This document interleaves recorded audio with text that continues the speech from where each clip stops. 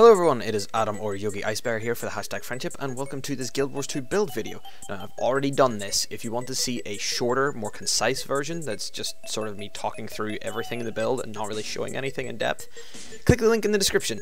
This one's going to be a lot more long-winded and full of explanation of why I do different things, and it will have some gameplay in it. If you want to skip to the gameplay, I think the original little intro build thing is about 7 minutes or so. So if you want to skip through all that, just kind of go towards that end of things. But we're going to get into the traits and why I've picked each trait that I have. This is the main thing about the build, obviously. It is called Altruistic Healing. It is named after a trait that we have picked. Now, I picked 0, 10, 30, 30, 0. The 10 you can put anywhere. I just prefer to have the precision. It's all about getting crits in a party. It's very much for high-end PvE, such as fractals or dungeons. It can work in World v World Zergs as well, or World v World roaming party, but you need people around you for this to work. The extra precision is nice. The condition damage, yeah, you do burning, that's about it, but it doesn't really affect you. The Justice is Blind is your minor one. Bleh. Signet Mastery is what I pick, and this is because of this skill, Signet of Resolve. The passive is you will lose a condition every 10 seconds, but it's also a massive heal. You see that you only have about 16k health. It heals for about 8,000, so that's about half your health up in one go. If you're looking for something else, I can't really recommend either of these two, honestly. I don't appreciate it. I don't appreciate them, really. If you're human, you can take the racial one, but that's about it. And every time you apply your Virtue of Justice to your little friends around you, you will blind nearby enemies, which is also very nice for damage mitigation. Now, the main line is Valor and Honor. Main line, should I say. This will give you toughness and crit damage in Valor. And what I've picked here is Retributive Armor, which will give you more precision based on your toughness. I have around 2k in and around, either just under 2k or 2.1k. That'll be the sort of range that I'm between, depending on what weapons I'm using. And that gives you a nice chunk of precision. And then Purity for when your Signet is on cooldown. This is very nice. Still lose the condition. You lose 2 conditions if your Signet is passive. Now, you can swap this out for something a little bit different. If you really, really want to. I mean, Strength in Numbers is quite good for being supporty, but if my Signet is on cooldown, I would rather still be losing the conditions. Now, I don't know what I'm doing with my mouse here, but the main trait here is Altruistic Healing. Now, as you can see, every time you apply a boon, you heal yourself for 72. Now, you're thinking that, oh, you'll apply boons with shouts and stuff, it's not really that much, but you will. The Honor line is so much more effective when used in conjunction with the Valor line. And I'm just kind of running through showing you the little minor traits, just so you can see what they do. Yeah, there's not really much to do because you can't choose these. These happen either way. So getting Might when you're using Focus and stuff, that's pretty nice. And we're going to go into Honor. And this is Healing and Vitality. Now, I've got no Vitality on gear, so this is pretty nice to get my health up a little bit. Guardians are joint lowest health pool in the game. So it is very nice to get the little bit of Vitality in there. Now, I'm going to be showing you the different traits in a second, but the Healing Power is nice, but don't stack into it. It would be my sort of recommendation. Now, for the trait, I take either Reduced Shout Recharge or Pure of Heart. Pure of Heart is really something I don't really use. Reduced Shout Recharge is just ridiculously good. Two-Handed Mastery, Hammer, Greatsword, Staff, all reduced cooldowns. Very useful. You can swap this out for Writ of the Merciful if you're planning on using Hammer an awful lot. It can be very useful. But other than that, it's okay to just take Two-Handed Mastery unless you're using Sword. I'm a big fan of Sword at the minute. One-handed sword, by the way. But this is the main trait here. Empowering Might. Every time you gain a critical hit, you and your allies around you will gain Might. This works very well with Altruistic Healing. It's got a 1 second internal cooldown. That is absolutely nothing. And really, it's just synergizes so damn well. Especially with this, you will be having Vigor pretty much 100% of the time. It's got a 5 second cooldown, but it lasts 5 seconds. Your dodges heal. And also, wait for it, almost there, your endurance, when it's not full, will give you a damage bonus, which is very good. So this all synergizes very well for you to be dodging and still having a lot of vigor all of the time. Now the vigor only applies to you, not your allies. Don't be wondering why they're not getting 100% vigor. But you're giving yourself 100% vigor, so that's pretty much all you need to know. Just keep attacking is my advice. Always keep attacking. You need to keep the might and vigor going. Now for gear, if you've watched the little short video I did, this is already been run through. Power, precision, toughness. Precision and toughness are pretty much what I stack in, and then the power is obviously nice. And then I use Runes of the Soldier. That gives you a little bit more vitality and toughness.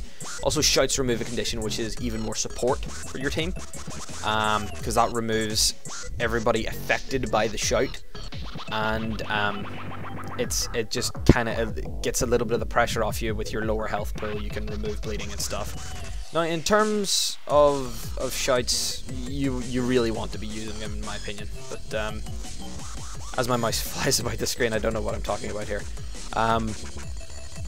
Because I did all this before, but I'm just doing it post. For trinkets, take whatever you want. Stack completely in knights, do complete berserkers. I don't care.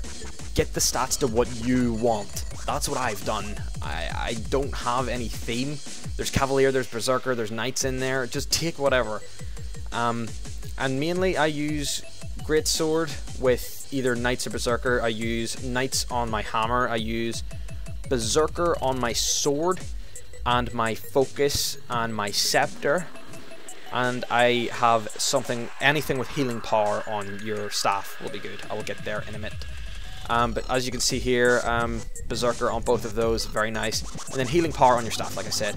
You can put whatever sigil you want. You can start stacking life. You can do water like I've done. I just kind of grabbed water because it was there. And yeah, that's really it. In terms of utilities, the heal, Signet of Resolve is my go-to. If you're human, you can use the racial elite. Like I said, racial elite, racial heal, whatever. In terms of other ones, Wall of Reflection should be on pretty much every Guardian. If there are projectiles to be reflected, it should just be there and used very, very often. I will use Save Yourselves to relieve some condition pressure, and if there's a lot of damage being taken, you can sort of help your team out with a little bit of protection with Hold the Line as well. My 8 and 9 pretty much never change. Stand Your Ground, I will get to in a second. I'll show you. It'll show you a little tooltip. It breaks stun and gives stability, which is very good. And it's also applying 2 boons, which will heal you more, and then Retreat, which gives Aegis and Swiftness, which will give you a block and a little bit of mobility. In terms of elite, I don't like the tomes. Really don't like the tomes. Renewed Focus is just my go-to. Spam your virtues to your heart's content. And that's this little bit of the video over. Like I said, if you want to see the gameplay, stick around. It will be coming up just shortly. So here we have a Mossman fight from level 32 fractals. And here you can see the greatsword damage. And I open up my inventory like an idiot. This is the food I use. It gives me toughness and precision.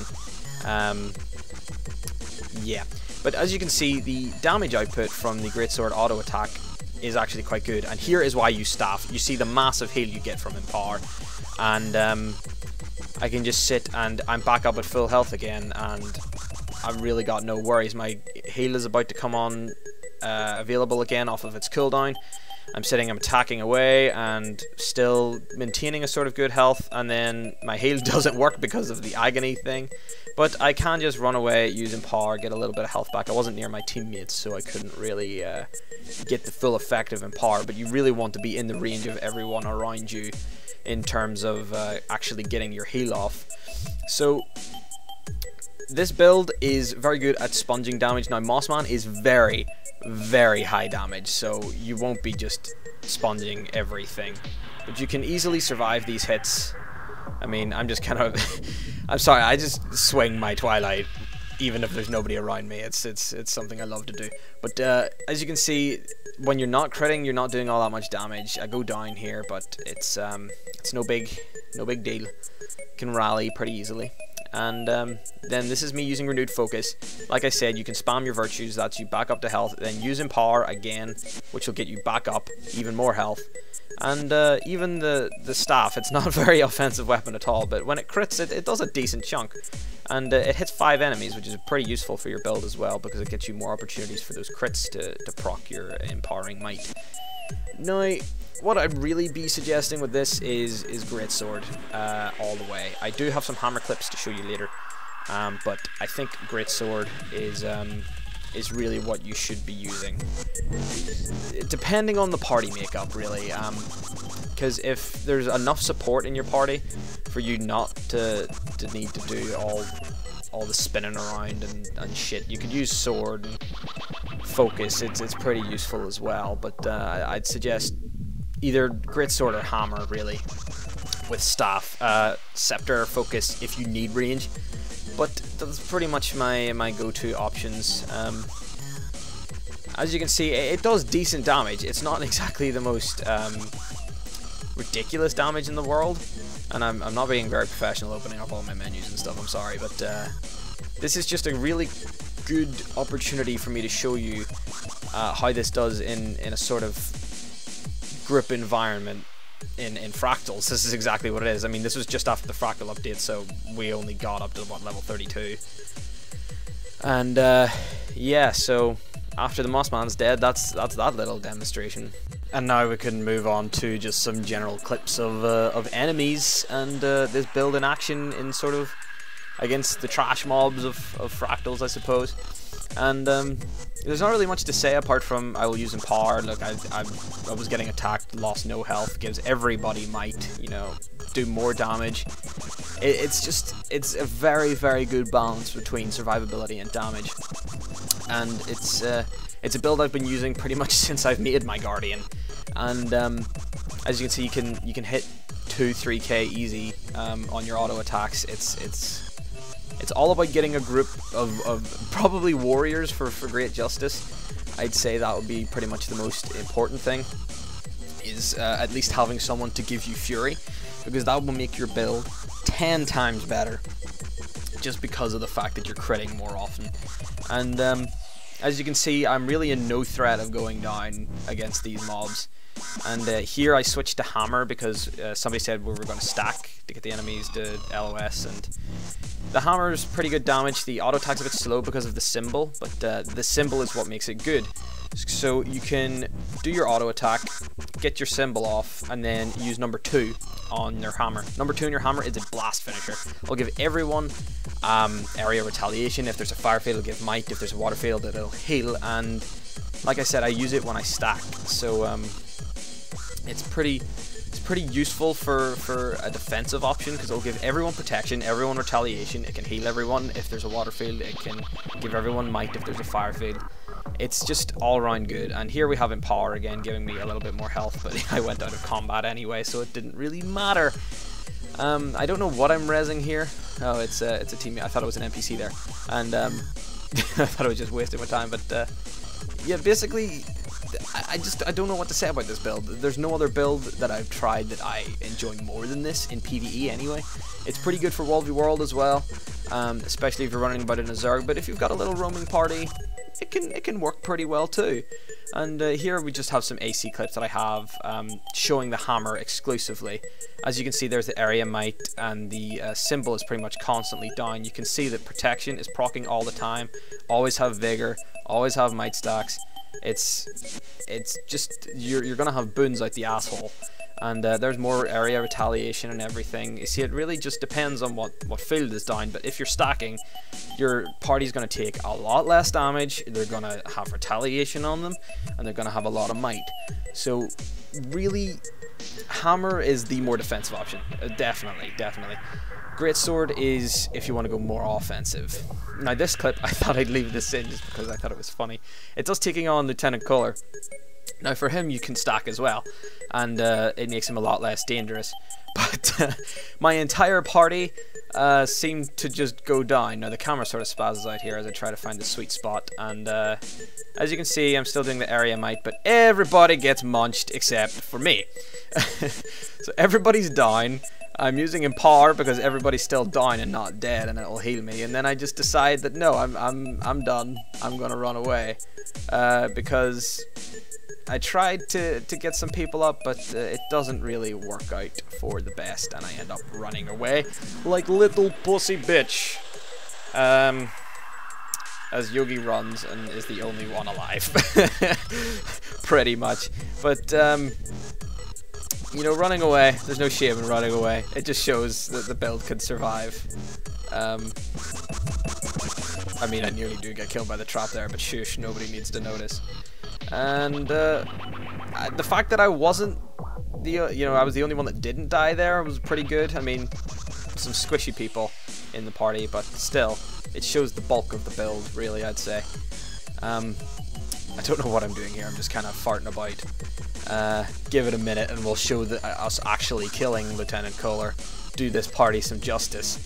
And this will be the end of the build video. So if you enjoyed, or if you want to ask any more questions about the build, if you've made it this far, then leave it in the comments. If you want to see anything else from sort of Guild Wars, like fractals or dungeons or different things, then don't hesitate to comment away and ask away for questions. And I've been Adam or Yogi Ice Bear, and I'm away!